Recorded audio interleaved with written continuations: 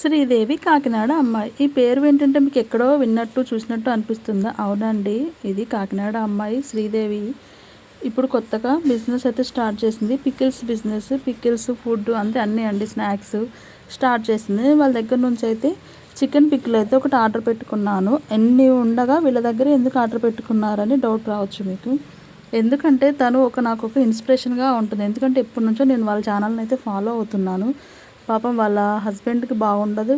చిన్న పాపకి బాగుండదు. వాళ్ళిద్దరి కోసం తను ఎన్నో ఒడిదుడుకులను ఎదుర్కొని ముందుకు సాగుతూ తనకంటూ ఒక గుర్తింపు ఉండాలని, వాళ్ళ ఖర్చులకి, హాస్పిటల్ ఖర్చుల కోసం ఎవరిని ఆశించకుండా తనకంటూ ఒక గుర్తింపు కోసం అనేసి ఒక బిజినెస్ స్టార్ట్ చేసింది. అందుకని నేను వాళ్ళ దగ్గర తీసుకుంటే వాళ్ళకి ఎంతో కొంత హెల్ప్ అవుతుందని చెప్పి ట్రై చేద్దామని చెప్పి తీసుకున్నాను. పచ్చడి మాత్రం సూపర్ టేస్టీ ఉందండి. బాగుంది. మా పిల్లలకైతే చాలా బాగా నచ్చింది. మీకు ఎవరికైనా కావాలంటే తప్పకుండా వాళ్ళ దగ్గరైతే ఆర్డర్ తీసుకోండి. శ్రీదేవి కాకినాడ అమ్మాయి.